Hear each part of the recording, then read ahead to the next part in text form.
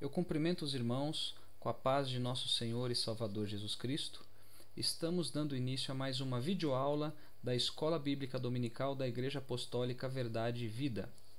Quero lembrar aos irmãos que, além das videoaulas, nós disponibilizamos semanalmente um esboço de cada uma das lições. Os irmãos que tiverem interesse em receber, basta nos enviar o seu endereço de e-mail que nós estaremos disponibilizando este material adicional para os irmãos também. E eu quero também lembrar que as aulas presenciais elas ocorrem todos os domingos às 16 horas na sede da Igreja Apostólica Verdade e Vida. Estamos estudando neste primeiro trimestre de 2016 o tema O Final de Todas as Coisas, Esperança e Glória para os Salvos. E a lição de hoje é a lição de número 5, que tem por título O Arrebatamento da Igreja. Bom, aqui, meus irmãos, nós temos um diagrama que inclusive nós utilizamos na lição de número 1 e que ele apresenta toda a sequência dos eventos escatológicos. Os irmãos se recordam que na lição de número 1 nós tivemos uma introdução ao trimestre com uma análise panorâmica sobre esse tema, ou seja, nós não detalhamos nenhum dos assuntos, mas a gente fez só uma abordagem bastante abrangente. Então, a lição de número 1 é uma lição introdutória. Eu estou aqui colocando novamente esse diagrama porque agora nós vamos posicionar em cada um dos eventos as lições que estarão se seguindo daqui para frente, só para os irmãos entenderem a sequência de estudos que a gente vai estar mantendo. Então, a lição de número 1 ela foi uma lição introdutória. Das lições de número 2 até a de número 4, ou seja, até a lição passada, os temas que nós abordamos, que falavam sobre os sinais que antecedem a volta de Cristo, sobre o comportamento daqueles que estão aguardando essa volta, essas lições elas falaram basicamente sobre este primeiro ponto aqui do diagrama, ou seja, sobre os tempos atuais, sobre os tempos que antecedem o arrebatamento da igreja. Então, das lições de 2 a 4, nós estamos posicionados aqui, nós estudamos sobre este ponto. Agora, a partir da lição de número 5, a gente vai estar abordando especificamente os eventos escatológicos. Então, a lição de hoje, que é a lição de número 5, que está aqui, nós estaremos falando sobre o arrebatamento da igreja. Ou seja, o evento que antecede a 70ª semana de Daniel. Na lição de número 6, a gente vai estar falando sobre o tribunal de Cristo. A lição 7 falará sobre as bodas do Cordeiro. Lição de número 8 vai falar sobre o período da tribulação, que é a 70ª semana de Daniel. Na lição de número 9, nós estaremos falando sobre a segunda fase da vinda de Cristo, que é a sua vinda em glória para estabelecer o seu reino milenial. A lição de número 10, a gente vai falar sobre o milênio, sobre o período em que Cristo vai reinar sobre a terra durante 1000 anos. Na lição de número 11, falaremos sobre o juízo final, o juízo do trono branco. Na lição de número 12, nós falaremos sobre o novo céu e nova terra. E a lição de número 13 abordará o tema o destino final dos mortos.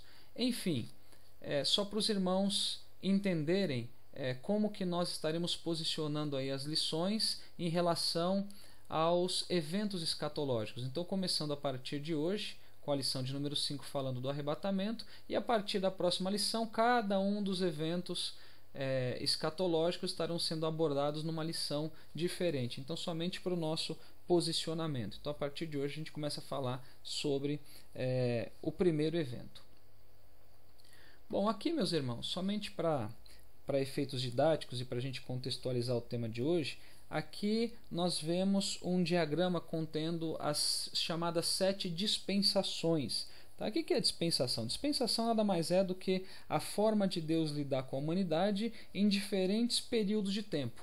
E cada uma dessas dispensações ela traz consigo uma aliança de Deus. Se os irmãos olharem aqui em cima, para cada uma das dispensações tem uma aliança específica, que ela trazia consigo bênçãos da parte de Deus, mas também obrigações da parte do homem.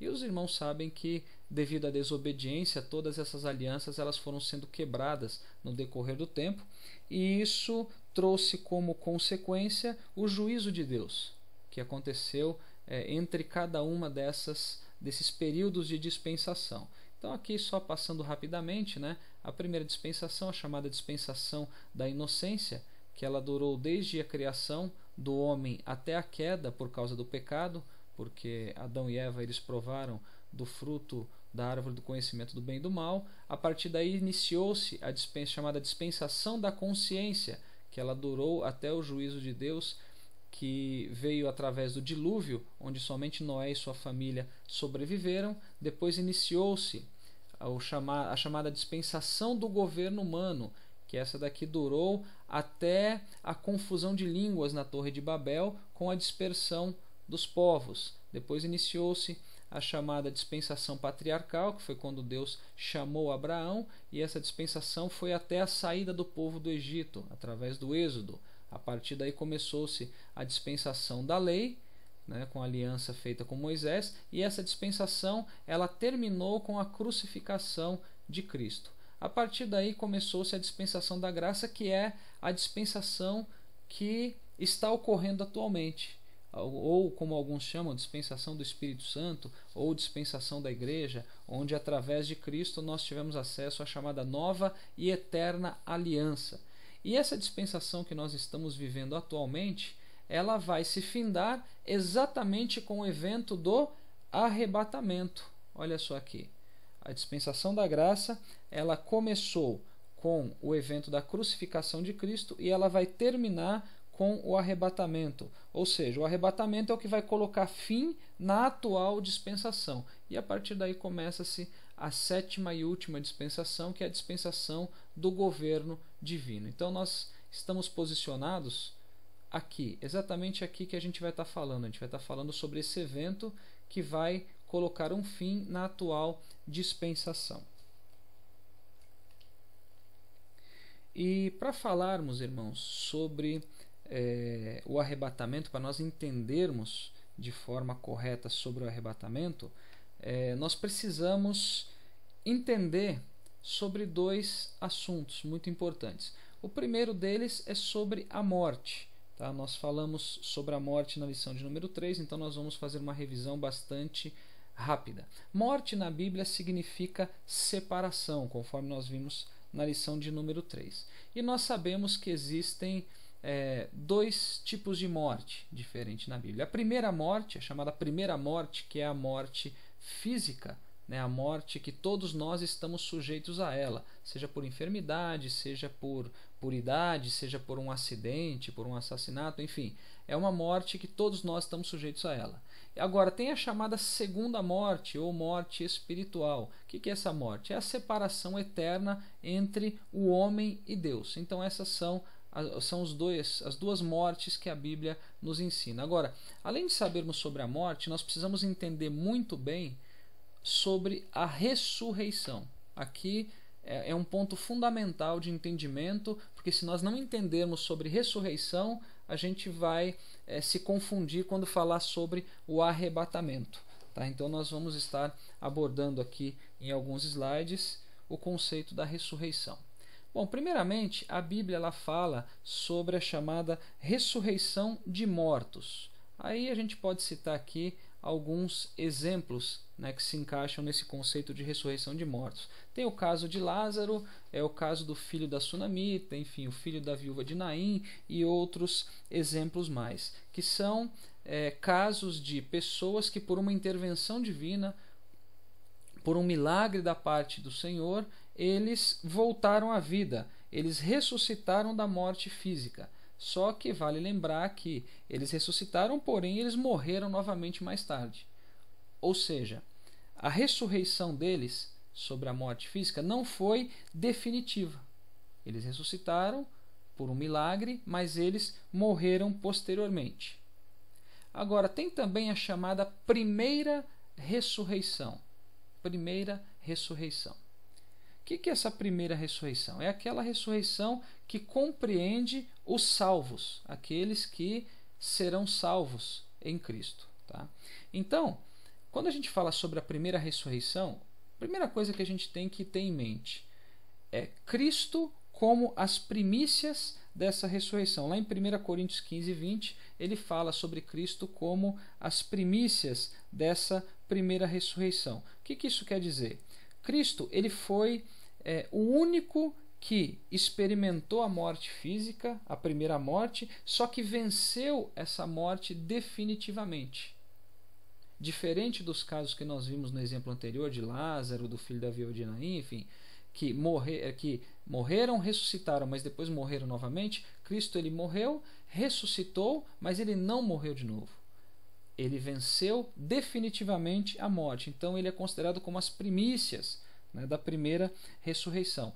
Agora a gente vai ver essa primeira ressurreição, quem é que passará por ela? Né? Quem é que faz? Quais são os grupos que estão englobados nesta chamada primeira ressurreição? Primeiro a gente tem aqui os que morreram salvos, tá? Os que morreram em Cristo durante todo o período aí da humanidade. Nós temos também aqueles crentes salvos em Cristo que estiverem vivos na ocasião do arrebatamento. Eles também farão parte deste processo. Só que além disso, nós temos também as chamadas duas testemunhas, que estão lá no Apocalipse capítulo de número 11, e também aqueles que forem mortos, que forem degolados durante o período da tribulação, que são chamados mártires da grande tribulação.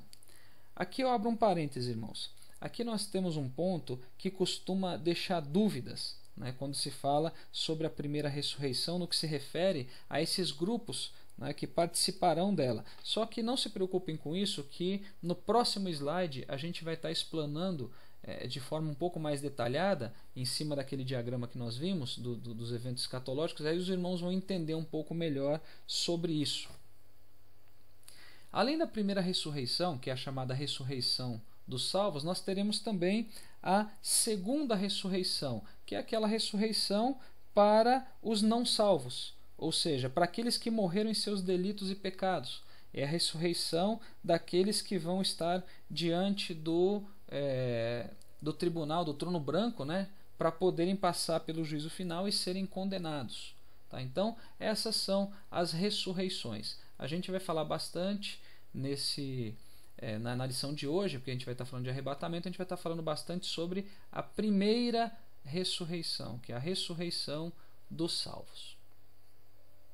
Bom, aqui nós temos novamente o diagrama que nós abordamos em alguns slides anteriores, e a gente vai estar falando aqui sobre a primeira e a segunda ressurreição em relação a esse diagrama, para poder sanar aquela dúvida com relação principalmente aos que estarão participando ou estarão englobados pela primeira ressurreição. Então aqui nós temos a primeira ressurreição. Nós falamos que nesta primeira ressurreição estarão participando os que morreram em Cristo antes do período do arrebatamento e os que estiverem vivos durante o evento do arrebatamento. Os salvos, claro, obviamente. Estes dois grupos de pessoas, eles passaram pela primeira ressurreição neste momento aqui, olha. Logo, assim, antes do arrebatamento, assim que o arrebatamento for ocorrerá essa primeira ressurreição. A gente vai falar um pouquinho depois, que a gente vai meditar em alguns versículos bíblicos e a gente vai explicar como que vai ser esse processo, quais são os estágios que vão compor esse processo. Agora, nós falamos também sobre as duas testemunhas escatológicas. Elas serão ressuscitadas no período da tribulação. Então, elas participarão da primeira ressurreição também, só que aqui, durante a tribulação. E tem também aqueles que forem mortos durante o período da tribulação, que são chamados os mártires da tribulação. Esses participarão da primeira ressurreição, só que vai ser logo depois do período da tribulação. Para a gente entender corretamente isso, é como se nós tivéssemos um evento, primeira ressurreição, ocorrendo em 3 momentos diferentes. É assim que vai ocorrer a chamada primeira ressurreição. Já a segunda ressurreição, que é aquela que vai englobar todos os que não forem salvos, ela vai acontecer depois do milênio.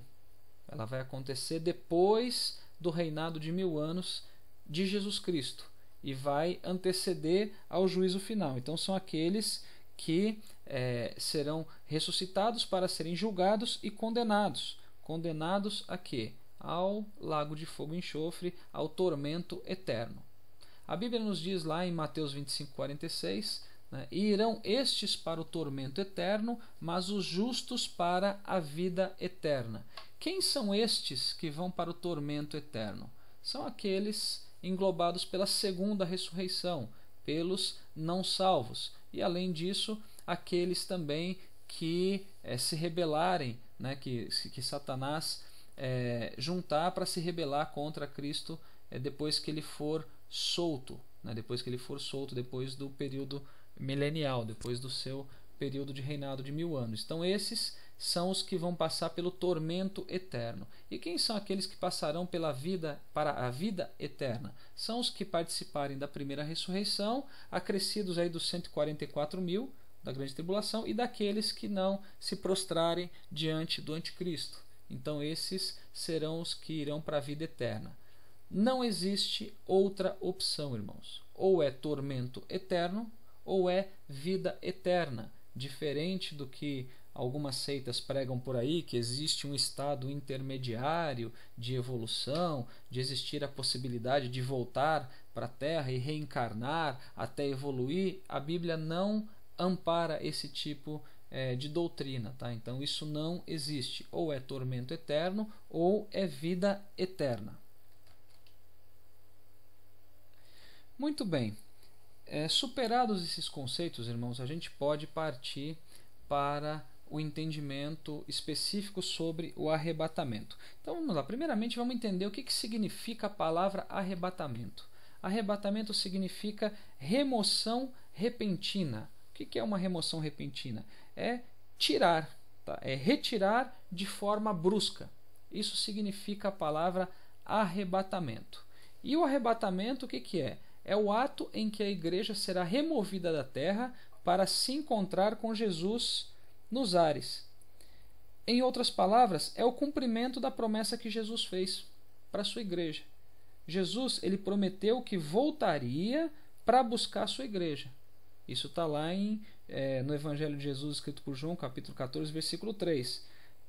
Os irmãos podem conferir depois. Jesus falou o quê? Olha, quando eu for, eu vou preparar lugar e depois eu virei outra vez e os levarei para mim. E onde eu estiver, estará também vós. Então, é o cumprimento da promessa de Cristo de vir buscar a sua igreja. Agora, que igreja que é essa que Jesus vai vir buscar? Isso é uma outra coisa que a gente precisa entender também.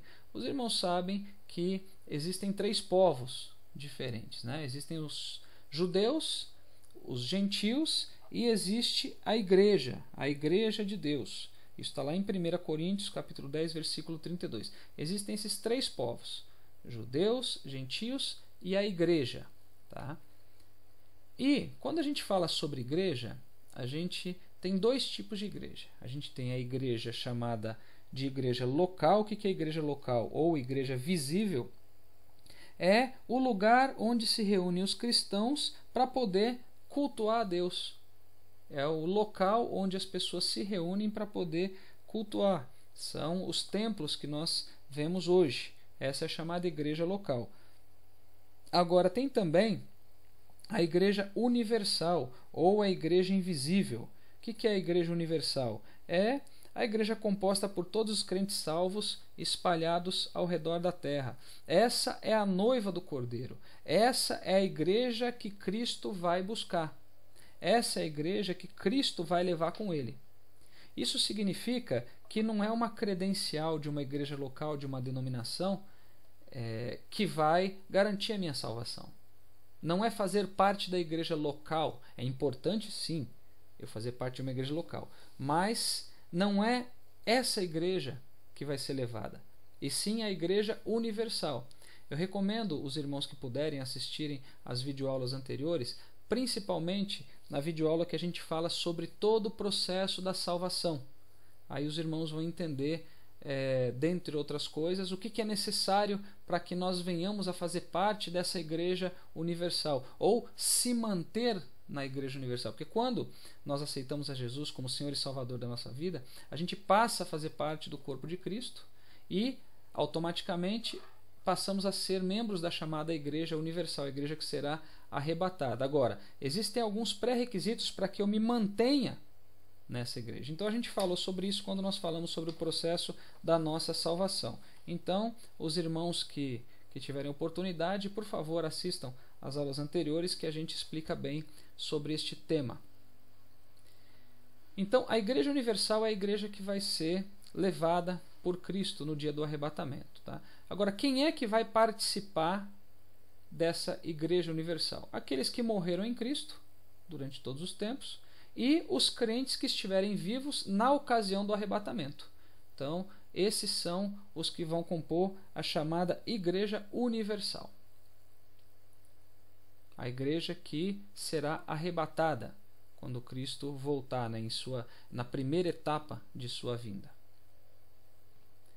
Bom, nós temos aqui, irmãos, em 1 Tessalonicenses, capítulo 4, versículos de 13 a 18, nós temos uma explanação que Paulo faz na sua carta, na sua primeira epístola para os irmãos tessalonicenses, onde nos permite entender exatamente o processo do arrebatamento. Tá? Então nós vamos ler e nós vamos explanar em cima desses versículos. Diz assim a palavra do Senhor: Não quero, porém, irmãos, que sejais ignorantes acerca dos que já dormem, para que não vos entristeçais como os demais, que não têm esperança. Porque se cremos que Jesus morreu e ressuscitou, assim também aos que em Jesus dormem, Deus os tornará a trazer com ele. Dizemo-vos, pois, isto pela palavra do Senhor, que nós, os que ficarmos vivos para a vinda do Senhor, não precederemos os que dormem. Porque o mesmo Senhor descerá do céu com alarido e com voz de arcanjo e com a trombeta de Deus, e os que morreram em Cristo ressuscitarão primeiro. Depois nós, os que ficarmos vivos, seremos arrebatados juntamente com ele nas nuvens, a encontrar com o Senhor nos ares, e assim estaremos sempre com o Senhor. Portanto, consolai-vos uns aos outros com essas palavras. Bom, vamos lá, irmãos. Antes de nós analisarmos em detalhes essas passagens, nós precisamos entender o porquê que Paulo escreveu isso.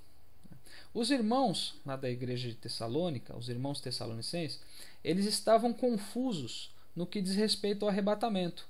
Eles pensavam que todos os parentes deles que tinham morrido não iam participar do arrebatamento, então eles estavam preocupados com aqueles que tinham morrido.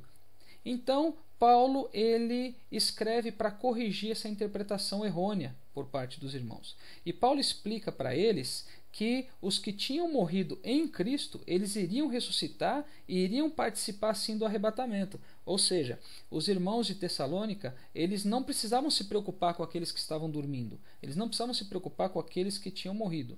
Isso significa que estar morto ou vivo na ocasião da volta de Cristo não vai fazer diferença nenhuma. Porque Cristo vai reunir ambos os grupos, os que estiverem mortos e os que estiverem vivos, né? Obviamente os que morreram em Cristo e os que estiverem vivos servindo a Cristo. Ele vai reunir esses dois grupos consigo e vai levar com ele para sempre. Então não importa se vai estar morto ou se vai estar vivo. Então Paulo queria deixar claro que os irmãos não precisavam se preocupar com isso. Aquela preocupação, meu parente morreu e ele não passou pelo arrebatamento, então será que ele vai ser salvo? O que vai acontecer com ele? Então Paulo ele desmistifica esse pensamento errado dos irmãos através dessa passagem em sua primeira epístola à igreja dos Tessalonicenses. Tá? Então vamos analisar aqui quais são os estágios, né, do arrebatamento. Então o primeiro deles diz aqui, olha, o Senhor descerá do céu. Conforme está escrito lá em Atos, né, irmãos, capítulo 1, versículo de número 11, os irmãos bem se recordam quando os anjos eles apareceram para os discípulos dizendo que Jesus, que havia sido recebido no céu, ele haveria de vir na mesma forma que os discípulos haviam visto ele subir. Então o primeiro estágio vai ser o quê? Vai ser Jesus descendo do céu. Esse vai ser o primeiro estágio. Logo depois vai acontecer o quê? Aqueles que tiverem morrido em Cristo, eles vão ressuscitar. Ou seja, todos os que morreram salvos em Cristo, durante todo o período aí da humanidade, eles vão ressuscitar. Esse vai ser o segundo estágio. Logo na sequência, o que vai acontecer? Aqueles que estiverem vivos serão arrebatados. Arrebatados, olha o que a Bíblia diz, juntamente com eles. Eles quem? Os que tiverem ressuscitados, que tiverem morrido em Cristo e ressuscitados.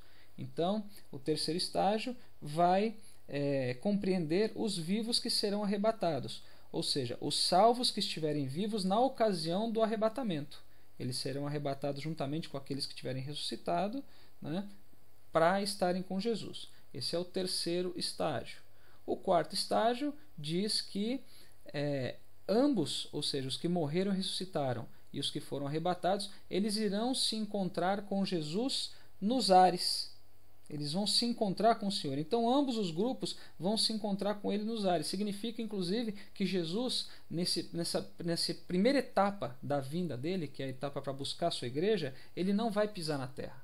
Diferente da segunda etapa, do segundo estágio, que é a sua vinda em glória, que aí sim, ele vai descer no Monte das Oliveiras, mas aí é a vinda para estabelecer o seu reino milenial, que a gente está falando da primeira fase, que é a fase para buscar a sua igreja. E o último estágio é estar para sempre com o Senhor.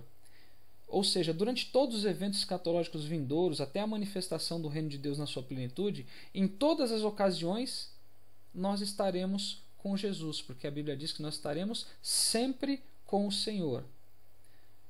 Ou seja, a união com Cristo depois do arrebatamento, ela vai ser eterna. Então essa é a sequência que diz respeito ao arrebatamento. Primeiro o Senhor descerá do céu, os que morreram em Cristo vão ressuscitar primeiro, só que a gente vai ver que como vai ser essa ressurreição, né? Tem toda uma questão bastante interessante que a gente vai ver nos próximos slides. Depois aqueles que estiverem vivos serão arrebatados, encontrarão com o Senhor nos ares e estarão para sempre com o Senhor.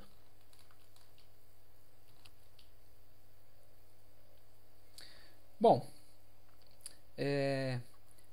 para entendermos essa questão da ressurreição dos que morreram em Cristo e também do arrebatamento daqueles que estiverem vivos, né, quando esse evento ocorrer, nós precisamos analisar o que Paulo escreveu em sua primeira carta aos Coríntios, no capítulo 15, a partir do versículo de número 50. Olha que interessante, irmãos, ele diz no versículo 50: E agora digo isto, irmãos, que a carne e o sangue não podem herdar o reino de Deus, nem a corrupção herdar a incorrupção. Nós precisamos entender o seguinte, irmãos, que o nosso corpo terreno, né, ele tem muitas fraquezas. Tudo que vem da terra é fraco, é corruptível, é suscetível ao tempo e também é controlado pelos instintos carnais. Agora, os corpos ressuscitados, eles precisam ser diferentes desses corpos atuais. Eles não podem entrar no reino de Deus porque eles não foram feitos para viver eternamente. E quando Paulo fala sobre a carne e sobre o sangue, dentre outras coisas, é uma forma de se referir à vida nesse mundo. E a carne e o sangue, eles não vão poder entrar na existência gloriosa de um corpo imortal. Então, o que significa isso tudo? Significa que algo tem que acontecer com essa carne para que ela se torne incorruptível. Então, devido a isso, é necessário o quê? É necessário uma transformação para que nós possamos ir com Cristo para as regiões celestiais. Então, quando ele diz que a carne e o sangue não podem herdar o reino de Deus, é que a nossa carne, o corpo corruptível, ele tem várias fraquezas, ele não foi feito para viver eternamente. Então tem que haver uma transformação, tem que haver uma mudança. Tá? Então os nossos corpos, eles não vão herdar o reino de Deus. Eles não foram feitos para esse fim. Aí depois Paulo continua dizendo no versículo 51: Eis aqui vos digo um mistério. Na verdade, nem todos dormiremos, mas todos seremos transformados. Aqui ele já está falando sobre essa transformação, que ela é necessária para que a gente possa habitar nas regiões celestiais. Então vamos lá. Primeira coisa que Paulo fala nesse versículo: Eis aqui vos digo um mistério. O que ele está querendo dizer neste momento? Quando ele fala sobre mistério, ele está falando sobre um conhecimento que ele recebeu através de uma revelação divina. Isso significa que Paulo não estava falando aqui de um achismo, de uma conclusão que ele tirou, de algo que ele acreditava baseado em conhecimento próprio. Não.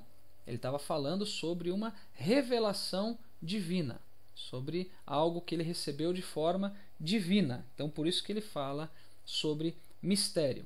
Depois ele fala o seguinte: na verdade, nem todos dormiremos. Agora vamos entender aqui, irmãos, o que significa dormir, tá? Dormir significa morrer salvo em Cristo. Então, quando ele fala daqueles que dormem, são aqueles que morreram, que passaram pela primeira morte. Lembra que nós vimos sobre a primeira e a segunda morte? Pela primeira morte, que é a morte física. Tá? Então, morreram, mas morreram salvos em Cristo. E quando ele diz que, na verdade, nem todos dormiremos, ele está dizendo que nem todos experimentarão a primeira morte. Aqueles que tiverem passado pela primeira morte, eles ressuscitarão primeiro, mas lembra que nós vimos lá em Tessalonicenses, 1 Tessalonicenses 4, que aqueles que estiverem vivos, eles serão arrebatados juntamente com aqueles que foram ressuscitados. Então eles não experimentarão a primeira morte. Por isso que Paulo diz: na verdade, nem todos dormiremos. Na verdade, nem todos dormiremos. Agora, cabe aqui um alerta que nós fizemos nas lições anteriores, mas vale a pena a gente colocar novamente, né? Nós temos que estar preparados para qualquer uma das duas situações, tá? Tanto para a morte física quanto para o arrebatamento. Eu não sei o que vai acontecer.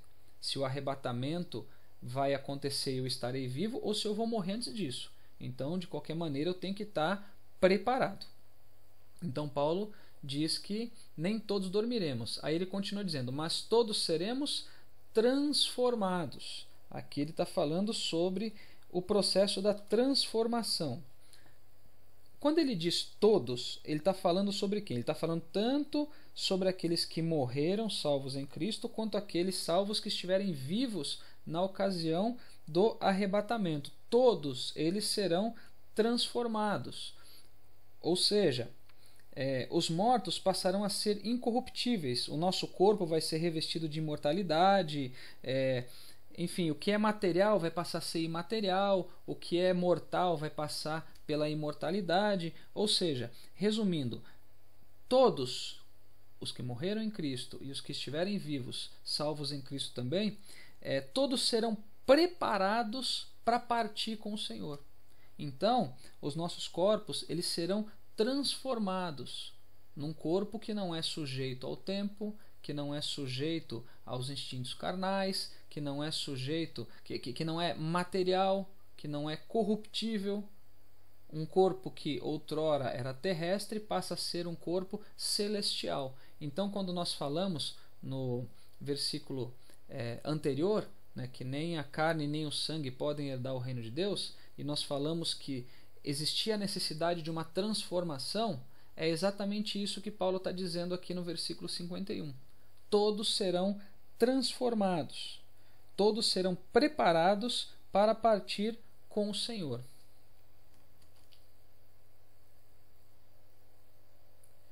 E no versículo 52, continuando na sequência da leitura, Paulo diz: no momento, num abrir e fechar de olhos, ante a última trombeta, porque a trombeta soará, e os mortos ressuscitarão incorruptíveis, e nós seremos transformados. Então aqui ele está dizendo que aqueles que morreram, né, em Cristo, aqueles que dormem no Senhor, os mortos salvos, eles ressuscitarão incorruptíveis. Ou seja, eles ressuscitarão com um novo corpo, independente do tipo de morte que eles tiveram, se morreram num incêndio, se morreram afogados, não importa, mas eles ressuscitarão com um novo corpo, com um corpo não mais sujeito ao tempo, às condições terrestres, não mais sujeito às leis da física, né? Podemos assim dizer. Agora, olha que coisa, e além disso, nós seremos transformados, nós também teremos nosso corpo modificado, transformado num corpo glorioso, num corpo igual ao de Jesus. Agora, ele diz o quê? Que isso tudo vai acontecer num abrir e fechar de olhos. Ou seja, no tempo de uma piscada isso vai acontecer. Então vai ser um evento que vai acontecer muito rapidamente. O que isso significa? Significa que ninguém vai ter tempo de se preparar de última hora. Não vai dar tempo para se consertar, para querer pedir perdão, para querer se arrepender de alguma coisa que fez. Não vai dar tempo para chamar a esposa, para alertar a esposa, para alertar esposo, para falar com os filhos. Vai acontecer tudo muito rápido.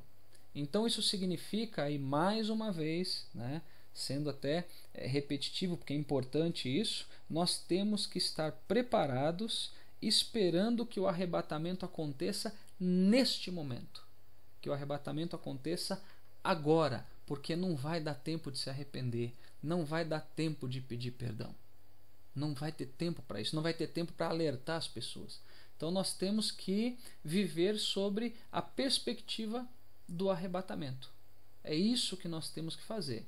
Ah, mas como que eu vivo sob essa perspectiva? Aí nas lições anteriores, lição 3 e 4 mais especificamente, nós falamos sobre o comportamento dos salvos em Cristo Jesus, sobre quais são as atitudes que nós temos que ter enquanto a gente aguarda o arrebatamento ou a nossa morte, enfim, o que acontecer primeiro. Então nós temos que estar preparados o tempo todo e nós temos que pregar a palavra nesse inteirinho, para que outras pessoas também estejam alertas, para que outras pessoas estejam vigilantes.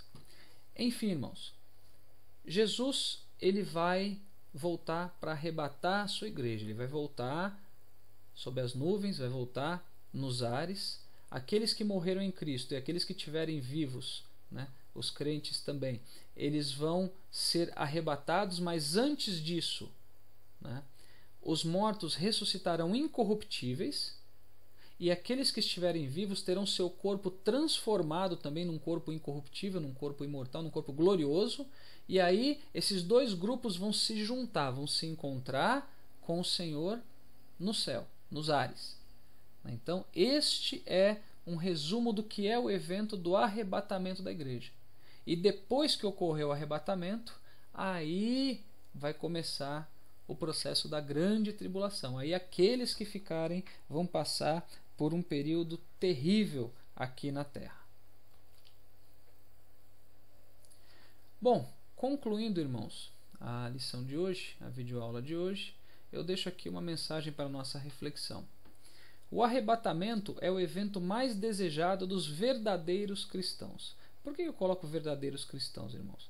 Porque tem muita gente que não é cristão verdadeiro, que são simpatizantes de Cristo. Tem muita gente que diz que ama Jesus, que diz que prioriza as coisas do reino, mas não vivem sob a perspectiva da volta dele. São pessoas que, por elas até tentariam atrasar a volta de Jesus.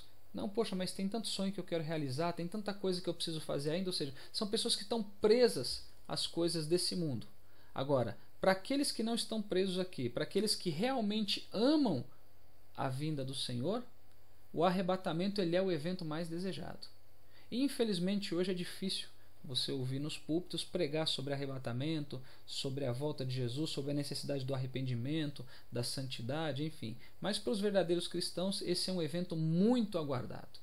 Agora, antes do arrebatamento nós precisamos vigiar, nós precisamos estar em obediência e estar em santidade. A gente precisa estar alerta o tempo todo em relação a isso. Agora, depois do arrebatamento, aí nós estaremos num período de gozo e de felicidade eterna. Estaremos unidos com Cristo por toda a eternidade. Glórias a Deus por isso.